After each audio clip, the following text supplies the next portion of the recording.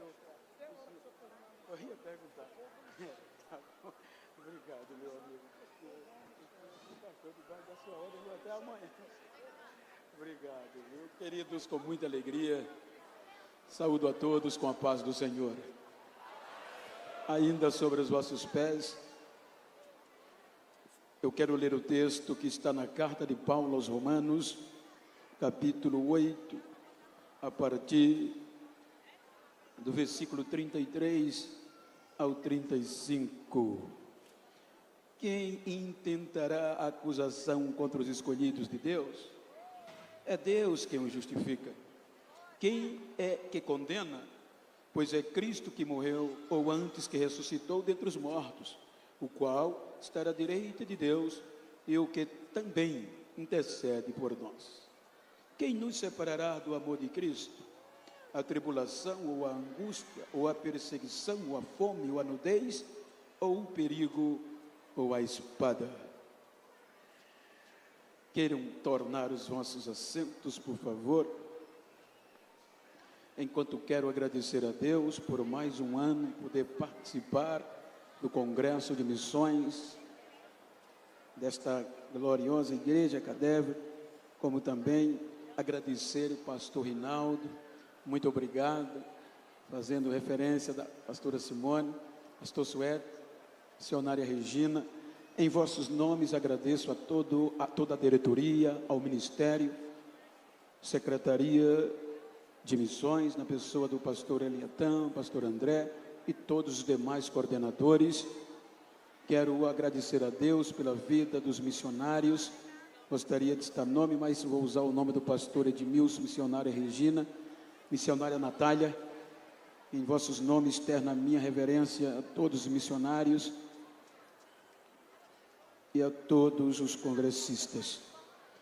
Registro a minha gratidão ao pastor Wander, presbítero Ronaldo, que desde a minha chegada tem cuidado de mim, me recebido, representando todos vós, e eu só tenho a agradecê-lo. Quero pedir a vossa paciência, eu sei que já está tarde, tem gente que depende do transporte alternativo, serei sucinto, mas fui convidado para pregar, não é? Então, espere um pouquinho aí que eu serei rápido. Mas eu quero tomar por base este texto para trazer uma mensagem de segurança estimulativa com base no texto da carta aos Romanos. Quando nós lemos a carta aos Romanos, Paulo está dando uma resposta de uma segurança jurídica para a igreja, tendo em vista que já há uma segurança sanguínea e ele vai falar de uma segurança jurídica. Se nós analisarmos o texto, é um cântico de vitória diante de uma decisão definitiva no âmbito jurídico. É um cântico de vitória em uma última audiência. Observem que quando nós analisamos o texto, Paulo está indo direto em uma peça jurídica, tendo em vista que a carta, sobretudo o capítulo 8, ele trata justamente desta parte. Quero pedir a sua compreensão para, em síntese, mostrar-lhes o que foi feito por nós. Quando nós observamos o texto que nós lemos, observem que Paulo está dizendo: quem intentará acusações? Ele está falando de um processo transitado em julgado, sem mais chance de recurso, sem poder mais recorrer, irrecorrível. Quando nós analisamos o ser humano, observem que o ser humano foi criado para representar ou substituir uma classe considerada angelical, que antes do ser humano, pelo contexto de Ezequiel, foi criada para adorar a Deus. Adorar a Deus a ponto de que um intermediário representava todos os anjos, o anjo de luz. Só ele poderia subir ao Monte Santo de Deus e levar a adoração que os anjos produziam. Portanto, o poder dessa glória deu ao anjo de luz uma autonomia tamanha que ele quis para si, e com isto ele conseguiu ludibriar, persuadir uma terça parte dos anjos. E quando ele já tem coro suficiente, disse Isaías que ele pensou no seu coração: subirei acima das mais altas nuvens, acima das mais altas estrelas, e estabelecerei o meu trono, e serei igual, semelhante ao Altíssimo. Princípio de igualdade. Quando ele sobe, então Deus já o esperava e o disse: tu eras perfeito desde o dia em que foste criado, mas iniquidade foi achada em ti. Te atirarei à terra humilhado, e todos o verão. Observem que o primeiro contexto jurídico vai surgir aqui. A Bíblia diz que Deus julga os anjos sem direito à defesa, sem direito ao contraditório, sem direito ao devido processo legal, a ponto que Judas capítulo 1 versículo 6, ele diz que os anjos que deixaram a sua natural habitação, Deus os condenou em trevas e em prisões para o juízo daquele grande dia. Então, a partir daqui, observem que já houve um julgamento. Então, a sentença, a terra sofre. O impacto deixa a terra sem forma e a terra fica vazia. A terra fica sem adorador. Então, os 2/3 são recolhidos a Deus, e o tempo vem e as águas submergem a terra e o abismo e a escuridão. Passando tempos e tempos, resolveu Deus recomeçar. E o livro do Gênesis vem dizendo que no princípio criou Deus os céus e a terra era sem forma e vazia. Então o Espírito de Deus pairava sobre a face das águas, preservando para Deus não desistir ou recomeçar como adorador.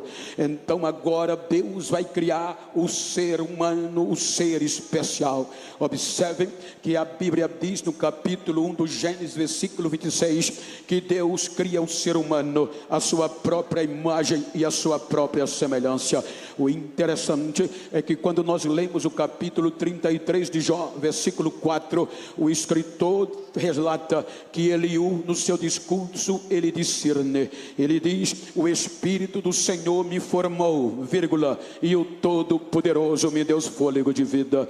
Então isso implica dizer que Deus formou o ser humano por meio do seu Espírito. Segundo alguns estudiosos dizem que Deus, quando o Espírito nos formou como um futuro adorador, viu tão perfeito que disse: vou morar dentro dele. E assim vem Deus, sopra na narina do ser humano e ele torna alma vivente. Aí o escritor aos Hebreus vai falar da divindade de Cristo, mas paralelamente ao ser humano. Capítulo 2, versículo 5 por diante, ele diz: em certo lugar alguém testificou: quem é o homem para que te lembre deles, ou o filho do homem para que o visite? Um pouco menor que os anjos o criaste e o coroaste de glória, e entregaste a ele as obras das tuas mãos. Então capítulo 1 do Gênesis, o adorador está estabelecido. Capítulo 2 do Gênesis, então Deus diz a Bíblia, capítulo 2 versículo 8, que Deus criou um jardim e colocou o homem para habitar. Ali surgiu a primeira igreja, o lugar de adorar a Deus. Agora a terra tem adorador para adorar. Aí vem na sequência a mulher. Agora a igreja já tem um casal para adorar a Deus. Já que o anjo de luz subia com a adoração, mas o homem foi feito um pouco menor que os anjos. Agora é Deus que desce do céu ao jardim. Agora o homem vai adorar a Deus. Agora tem relacionamento entre a terra e Deus. Capítulo 3 do Gênesis diz a Bíblia que a serpente, personificação do anjo caído, entra no jardim e vai dialogar com Eva e pergunta a ela: foi assim que Deus falou que de nenhuma árvore do jardim você pode comer? Ela disse: não. Deus disse que de toda árvore do jardim podemos nos alimentar ou podemos desfrutar, porém a árvore do meio, que é do conhecimento do bem e do mal, não podemos comer e nem tocar, porque no dia que comermos morreremos. Então a serpente vai propor a ela o mesmo erro que ele cometeu. Ora, não é assim. É que Deus sabe que no dia que vocês comerem viverem serão iguais a Ele, conhecendo o bem e o mal. Princípio de igualdade. Observem que na carta dos Romanos, versículo 35, nós citamos 7 testemunhas, conforme Paulo, de um julgamento. A perseguição, a tribulação, a fome, a nudez, a angústia e a espada são testemunha diante de um processo contínuo. Elas estão ali como testemunhas de acusação, porque num processo jurídico as testemunhas não pertencem às partes, mas sim o juiz. Quando a serpente lança para a mulher, ele sai de cena, e as 7 testemunhas vão observar o comportamento do homem. Então vejam que a partir daqui entra no Éden o perigo que vai atrair a mulher. Depois do perigo vem a perseguição. A perseguição traz a tribulação, e a tribulação traz a angústia, e a angústia leva ela a Adão. Então ela diz a Adão que não morrerão se comer do fruto, segundo a serpente. Então a angústia traz a fome, e a fome leva eles à árvore. Ela come, não morre. Então Adão come. Quando os dois comem, a nudez vem. A nudez torna eles envergonhados um do outro, e percebe que estavam nu. Então se esconde por trás das árvores um do outro. É quando Deus vem para ser adorado. Quando Deus entra no jardim, a igreja está vazia, a igreja não tem adorador. Aí Deus pergunta a Adão: aonde você está? Veja, se nós analisarmos criticamente o contexto teológico, a gente tira o atributo de onisciência de Deus, porque a Bíblia diz que Deus, pela onisciência, sabe tudo antes mesmo que aconteça. Mas quando ele entra perguntando onde você está, ele vai nos dizer que ele não sabe, mas não, é que ele vai dar ao homem o que não deu aos anjos que caíram, o devido processo legal. Ele vai dar ao homem o direito do contraditório, o direito de defesa, porque o devido processo legal diz que eu não posso ser julgado sem instaurar um processo de defesa a meu favor. Aí ele vem dando esse direito. Onde você está? Estou escondido. Por que estás escondido? Olha que é direito de defesa. Adão diz: estou nu. Por que está nu? Porventura comesse da árvore que eu disse para não comer? Olha a chance de defesa. Ele não assume e transfere para a mulher. A mulher que tu me deste me enganou. Ele volta para a mulher e vai dar o direito do contraditório. Ela transfere para a serpente. A serpente já está condenada. Aí a espada vem como o símbolo da morte. Então agora, pelo contexto jurídico, já havia jurisprudência. O mesmo juiz, na mesma jurisdição, já tinha julgado, feito um julgamento pelo mesmo crime. Princípio de igualdade. Então pela jurisprudência era para ele fazer a mesma coisa que fez com os anjos: pegar o ser humano e jogar no lago de fogo preparado para a morte, o diabo e seus anjos. Era para o juízo final já começar ali. A gente não tinha chance de sobreviver. Então ele, como supremo juiz, o homem não se defende. As 7 testemunhas acusaram desde o perigo à espada o casal de culpa. Então agora já era para desistir de nós, mas ele mesmo proveu um recurso chamado graça. A graça vem e o ser humano é poupado do primeiro julgamento. Mas aí a Bíblia diz que pelo homem vem o pecado, e o pecado traz a morte. Então observe aqui que a separação houve. O ser humano, Adão e Eva, separados de Deus, destituído da glória. Aí vem o capítulo 6. Deus vai monitorando e esperando o retorno do homem. Mas no capítulo 6 diz a Bíblia que o pecado degradia o ser humano, degradação geral do ser humano. Aí a morte, o pecado e o inferno, que já estão unidos em evidência, faz uma nova petição de um novo julgamento. Aí o juiz de novo aceita a denúncia e desce. Quando ele desce, ele vê que o coração do homem era má em todos os seus desígnios. Então ele diz: me arrependi de os efeitos, vou acabar, porque as testemunhas testemunharam e as provas são contundentes e comprobatórias. Então ele vem e diz: vou dar fim, vou dar cabo ao ser humano que criei, vou destruir de novo a terra, os pássaros, as aves, os répteis, tudo por conta do erro do homem. Então ele assina a sentença, que a sentença é destruição cabal. Quando a acusação já preparava a reunião de vitória, aí a graça vem de novo, e Noé acha graça aos olhos de Deus, e pela graça ele poupa 8 almas para preservar o ser humano.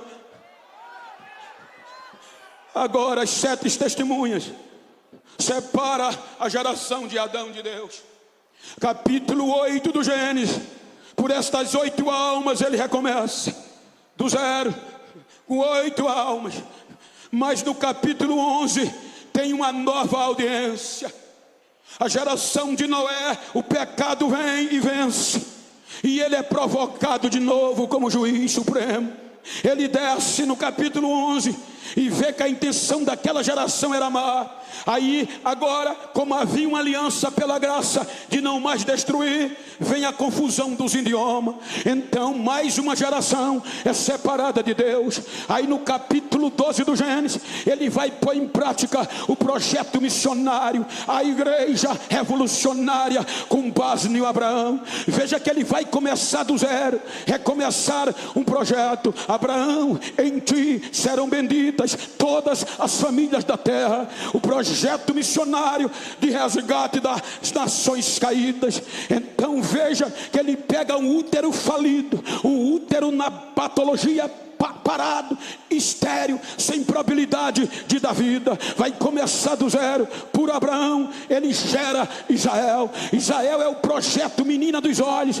Deus vai dar lei, é o meu povo, eu sou o seu Deus, é o eleito de Deus para resgatar a raça humana. Ele dá lei a Israel para o pecado não vencer. Ele faz aliança com o sangue de novilho para o pecado não vencer. Mas disse Paulo que a morte reina, Romanos 5,14, desde Adão até Moisés. A lei, o sangue de novilho não protegeu o projeto Israel do erro, do pecado. Então o pecado vem e também ludibria Israel. Vai terminar o Velho Testamento, e o que é que acontece? Termina Deus triste, proclamando o juízo. O juízo vem de forma tão terrível que não sobrará nem raiz, nem ramo. Mas observe que a coisa estava tão feia, porque todos os projetos, desde o começo, todo o projeto missionário, o pecado, a morte, afastou pelas 7 testemunhas de Romanos. Então não tem o que fazer. Aí Deus entra em silêncio. Ele não vai mais mandar profetas, ele não vai mais mandar. Aí a morte e o inferno e o pecado faz uma petição oficial. Vencemos e queremos julgamento definitivo. Nós reinamos até aqui, afastamos de ti todos os adoradores, todos os projetos, e aqui está a culpa. Ele aceita a denúncia e vai montar a corte para o julgamento final. Apocalipse capítulo 5. Eu creio que como teólogo, como crente, que Jesus mostrou esse momento a João. Ele diz que no capítulo 4 foi arrebatado e viu um trono armado para o julgamento. E no capítulo 5 ele diz que quando foi arrebatado, ele viu um trono. E no capítulo 5, versículo 1, o que estava no trono, o juiz supremo, última instância, tinha na sua mão um livro escrito por dentro e por fora, selado com 7 selos. Na minha razoabilidade estão as 7 testemunhas que conseguiram afastar de Deus todos os projetos missionários. Está a acusação E estamos nós, a raça humana, como réus. Aí Deus vai ouvir as testemunhas. Um anjo vai escrever a nossa culpa, desde Adão até ali. A parte de um livro não cabe as nossas falhas e as sentenças previstas. Viram a página, viram o averso e continua. Quando o interrogatório, os testamentos das testemunhas termina, enrolam, selam e entregam ao Supremo. Aí, Supremo Juiz, as provas são comprobatórias, contundentes, não tem como eles escaparem mais. Aí João diz que Deus vai nos dar o direito de defesa. Ele chama um anjo e diz: procura um advogado. Eu não posso abrir mão dele sem dar direito à defesa. Aí João diz que o advogado saiu procurando, pastor, no céu. Procurou um advogado na terra, procurou debaixo da terra e voltou dizendo: meritíssimo, ninguém quis aceitar o processo deles, meritíssimo. Ninguém foi achado digno de tomar o livro e nem de desatá-lo, nem sequer de olhar para ele. Ou seja, eles disseram que na lei não há brecha para absolvê-los, nem para diminuir a pena, não tem como reverter, e ninguém quis aceitar. A acusação vibra. Só cabia o juiz agora dar a sentença e jogar a raça humana, desistir de nós. Não era para ter esse congresso. Aí quando o juiz vai dar a sentença final, é o que Paulo está dizendo. Filipenses capítulo 2, entra um ser no julgamento. E este ser vai pedir o direito de voz, meritíssimo, direito concedido. Eu aceito o processo, meritíssimo. Eu vou advogar em prol da raça humana. Aí a acusação alega impedimento jurídico. Ele não pode, meritíssimo. Ele é impedido. O meritíssimo pergunta: e qual é a alegação?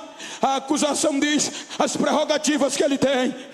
E quais são as prerrogativas que o impede? Ele é o alfa, meritíssimo. Ele é o ômega. Todas as coisas foram feitas por ele, e sem ele nada do que foi feito se fez. Ele é o Pai da eternidade, é o príncipe da paz, é o maravilhoso conselheiro. Ele é Deus, ele é glorioso.